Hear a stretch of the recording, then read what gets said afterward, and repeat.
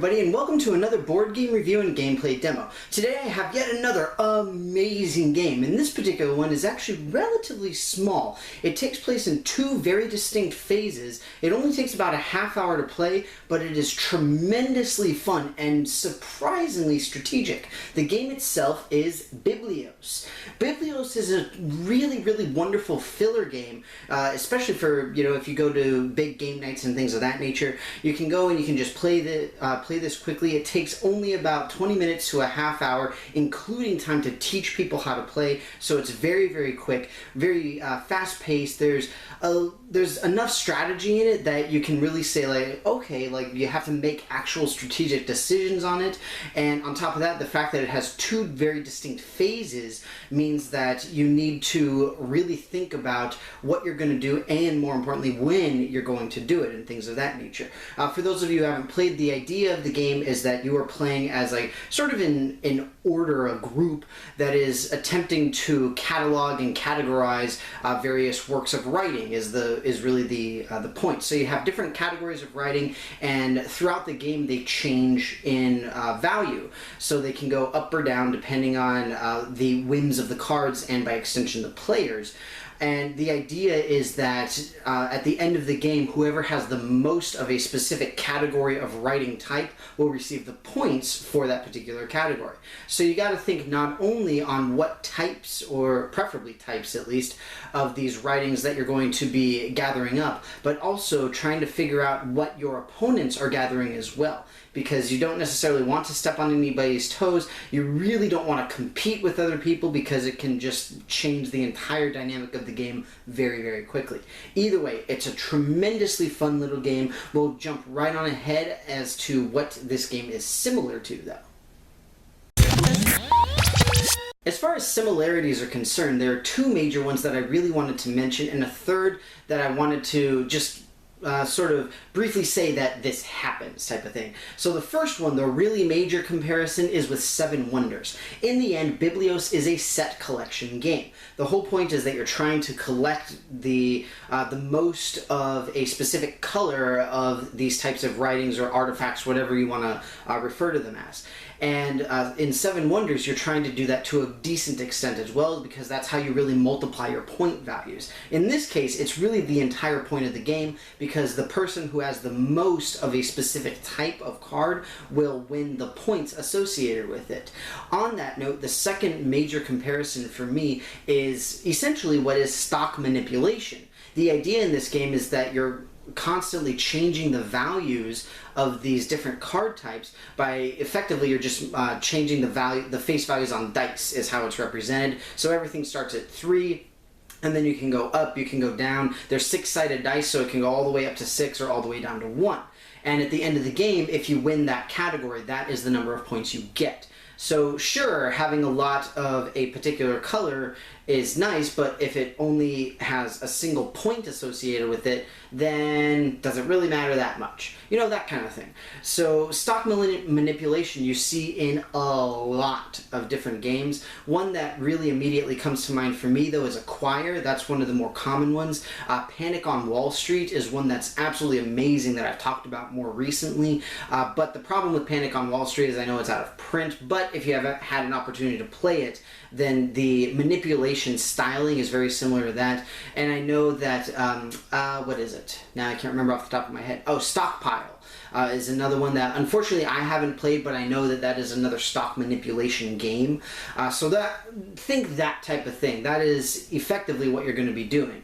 And do you do it to try to focus on harming your opponents, helping yourself, trying to throw your opponents off as to what you're trying to get? All of that kind of stuff. There's a lot of strategy behind that manipulation aspect.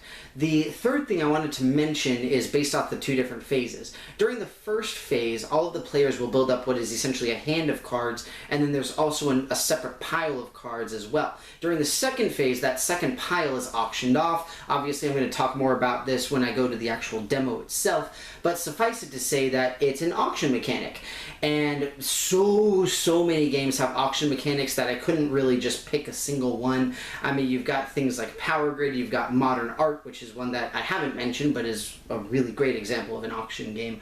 I mean, just so many games have some kind of auction mechanic in them. Pick any one of them, you have something similar here. But either way, that's it for the games that I personally wanted to compare Biblios to, so we'll go right on into the gameplay demo aspect for this game, which actually won't take too long, because again, it's a nice tiny little game. Super cool.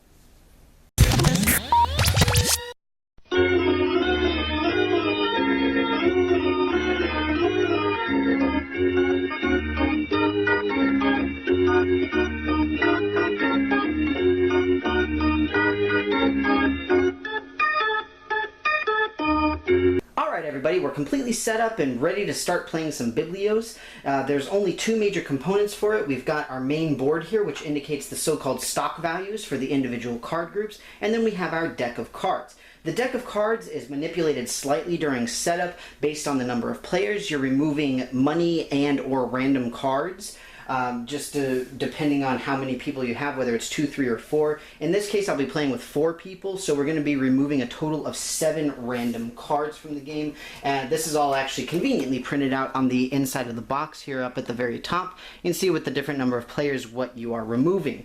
The other thing is this also has the card distribution, so this is important to keep track of as well. Like I mentioned, this is essentially, it comes down to a set collection game. You are trying to get the most value in at least one, hopefully 2 of these particular groups, because these dice indicate the victory points that you're going to be getting. Throughout the game, these are going to be manipulated up and down, depending on the whims of the cards, and more importantly, the players and what they want to see. And then at the end of the game, whoever has the most in that particular group will get the die to represent that they got that many victory points. Within the deck, there are 3 major types of cards. You've got money, which is used in the second phase of the game in order to purchase cards during the auction, and other than that, it works as a very final tiebreaker as well. Whoever has the most money, if you tie victory points, will win. One of the other types of cards are the special dice manipulation cards. Whenever you get one of these into your hand, then you use it immediately. In this case, this is one that would raise 1 die by a single pip value, so it would take a 3 to a 4, 4 to a 5, etc., etc. The last type of cards are the actual group cards. We've got blue, we've got teal, we've got tan, red, and brown. Now, the brown and blue ones range from 2 to 4, whereas the teal, tan, and red ones only range from 1 to 2. So you got to make sure that you keep that in mind when you're doing your card distribution calculations in your own head. But suffice it to say, I'm going to be playing with 4 players, so I'll go ahead and get rid of 7 cards randomly, and then just show you a couple of rounds from the first phase, and then jump right into the second. So let me note that for illustrative purposes, I'm going to be keeping most of the cards face up when they otherwise would be face down. When you are playing the first phase of Biblios, then you are drawing the number of players, or cards equal to the number of players plus 1. Effectively, you're going to be making a deck for every player, and then you have an extra deck that's going to act as the auction deck. So in this case, because we got 4 players, we're going to be drawing 5 cards. You draw them one at a time and determine where they're going to go. So this is pretty good. This is a +1 to 2 dice. So you can either take it for yourself, put it face up for the other players to take, or you can put it face down for the auction cards. So I'm actually going to take this one for myself, and I actually play it immediately. So I'll go ahead and get rid of it out of the game, and I'll just randomly say, like, oh sure, why not brown and blue, because they look super cool. Now that is actually a very terrible first play because there's literally no cards out, so I don't have a clue what that would be good for. I just wanted to do it, but normally you would probably put that in the auction instead, right? So that was mine. So I've already taken my card. I cannot take another card. This 1 gold can go to the other players. 3 gold, that'll go to the auction. 1 gold, other players, and 2 gold, other players. Right, so there's 1, 2, and 3 for the other players. This player doesn't have a card because they got the dice manipulation card, which is immediately played. Next is this player's turn, and it's the same thing.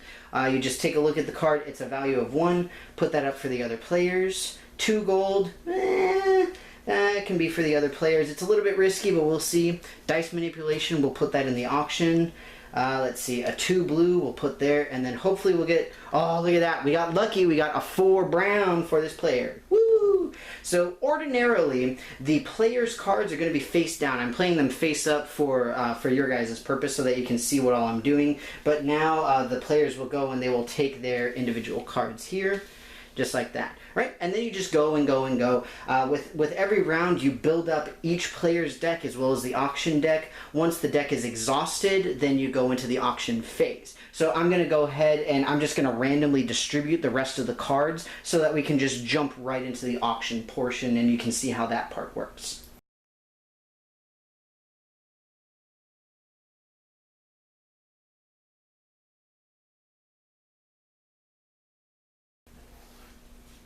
Alright, so we're all done with the random distribution. Now, you probably saw that I did give out some dice manipulation cards face up to the players, and obviously as those were obtained, they would have been used to manipulate the dice. But for the purpose of the illustration here, I obviously didn't do it. Right, so throughout the game, you're going to be needing to keep track of not only the groups that you have and the ones that you're heavily invested in, but hopefully at least some knowledge of what the other players are doing. Now, the dice manipulation can either help you or hurt you because you can raise one that you're interested in, you can also raise one that you can also lower one that you're interested, and vice versa, simply because you can try to throw off your enemies, or you can be like, hey, I love blue, I'm taking it up to 6 eventually, or whatever it happens to be. And like maybe try to scare them out because, you know, you're like totally stacked or whatever it is. But either way, now we are going to be starting the auction phase. Inside of this auction deck, we will hopefully have a distribution of all 3 different types of cards, the groups, the manipulation cards, and gold cards. For most of the auction, you will be using the gold cards. It's important to note that the gold, when you pay the gold cards, you do not get change for them. So for example, if you bid 1 and pay with a 2, then you would not get 1 back. You have to pay with the face value of the card and only that. Okay? So, flipping them over, this is perfect. So whenever a gold card comes up, you don't actually pay for it with gold. Instead, you say, I will bid X number of cards. So for a 2 gold, I might say I bid 1 card. And then, you know, we go around. It's just a standard auction thing that we do in player order. So if this is the first player, they'll flip that over. And then it's this person's turn. I bid 1 card, pass, pass, pass. Get it for 1 card. So in this case, they will take a gold, but it's discarded face down, so you don't know what it is. So they'll discard that, and then they'll take the 2, just like that. Now it's this person's turn to do the auction. Flip it over. It's a 3, so I'll bid 1 card, 2 card, 3 cards, pass, pass, pass. So then they'll look through and say, okay, well, what cards am I comfortable getting rid of?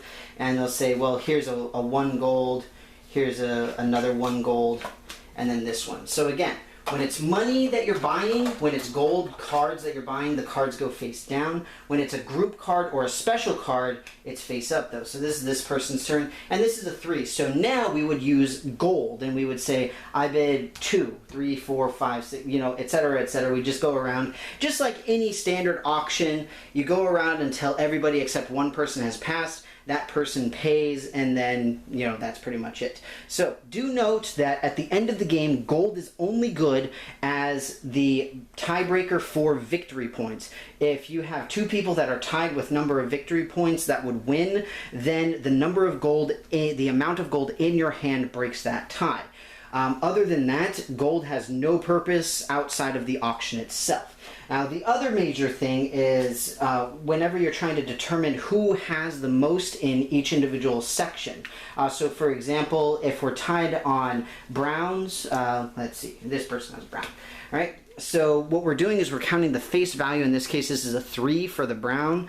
So let's say that this person has 7 brown and this person also has 7 brown. Then what you would look at are the letters in the bottom right corner of the cards. So you can see that one's an E right there. And what you're trying to do is you're trying to see who has the closest to A. So there's C, we had the other one was E. This person has G, and I don't know. Obviously they're not actually tied. I was just using it as an example. Oh, look at that. So this person has A. So that means that they would win the victory points, so they would get the die for those victory points. And that's how you do those particular tiebreakers. But that's it. That's really the entirety of the game. Set collection, and then figuring out who won with each individual set, and seeing who has the most victory points from there.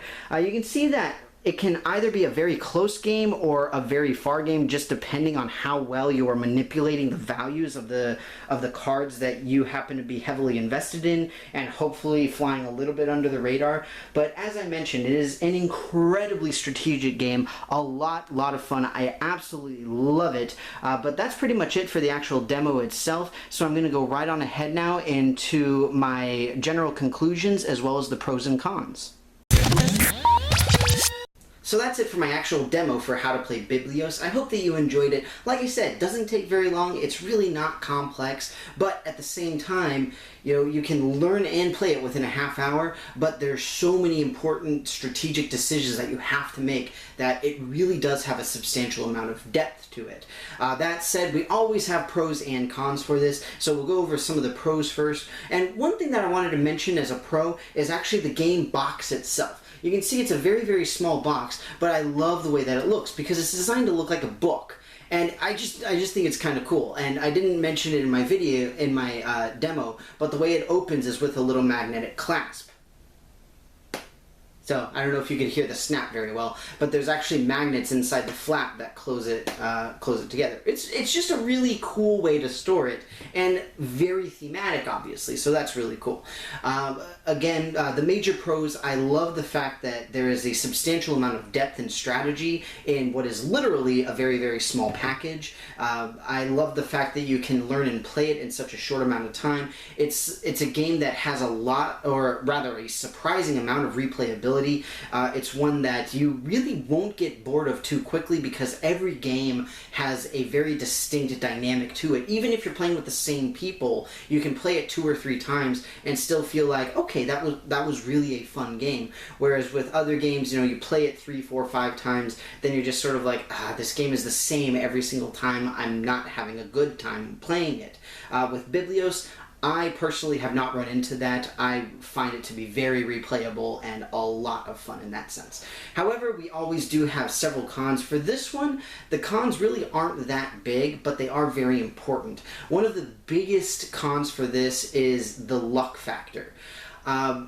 It's very difficult to mitigate even for a really major, like so-called AAA board game release, but for something so small, and again, something very compact and designed as such, you do have a lot of luck when you're drawing the cards, and again, that's really where the strategic decision making comes into play, and that's why it's nice to have the split for the cards so that you know approximately what odds you're looking at. But at the same time, there's always a chance that you're going to flip over that card that's for everybody else and it's a 4, and you're just like, and there's nothing you can do about it. That's just what happens. But for me personally, I think that feeds a lot into the replayability because sometimes you have that luck factor on your own side, and the person next to you is going to be plopping down that 4, and you're just like, woo, I get it. But sometimes you're the person who's plopping it down for somebody else. So there's 2 sides to the coin, and I happen to think that it's very enjoyable in that sense. Other than that, the other major con is, I don't know if it's really a con though, but some people that I've talked to about this game really don't like the theme, which I think is a bit odd because I don't think the theme is really overbearing on this game, where in some other games you basically get hit over the head with it. In this case, the theme acts more as just a very basic framework, and you can completely ignore the thematic element of, you're essentially a group of monks effectively who are trying to preserve literature. You can ignore that and you can just say, hey, we're trying to get cards. You can totally get rid of that, but some people that I have talked to have been very adamant about not enjoying it. If you have people who are very persnickety about themes, then it could be an issue, but most likely it wouldn't be. And like I said, those are really the only major cons that I have for it. I think the only other thing that's barely worth mentioning is the limited number of players. It's 2 to 4, which is really not uncommon, but as a filler game, it can be a little bit difficult if you've got, just sort of a random menagerie of people, and you're in that awkward situation of, do we start a big game? Do we try to do a quick filler game while we wait for other people we actually want to play with? Blah, blah, blah, blah, blah, blah. If you've been to really big board game nights, then it's probably something you've run into, but in the end, it's really there's not a lot bad with this game. It's a great game. If you haven't done so already, go out and try out Biblios. It's tremendously fun. With that, I hope that you enjoyed this video. I hope that my review and my demo of it was able to help you and hopefully made you a little bit interested in trying out the game for yourself. But with that, thank you very much again, and I will see you next time. Thank you very much again for watching my board game review and gameplay demo for Biblios. I hope that you enjoyed it, and more importantly, as always, I hope it made you interested in trying out the game for yourself. Like I said, it's a tremendously good filler game that is very, very easy to learn and very fun to play. With that, thank you so much again. I've got several of my playlists linked up at the top of the page so you can see some more of my work. You can also follow me on Twitter at DannyCGamingSci and subscribe to my YouTube channel to see more of me in the future. In addition, if you have something in particular that you'd like to see, please let me know about it in the comments below. Thank you very much again, and I'll see you next time.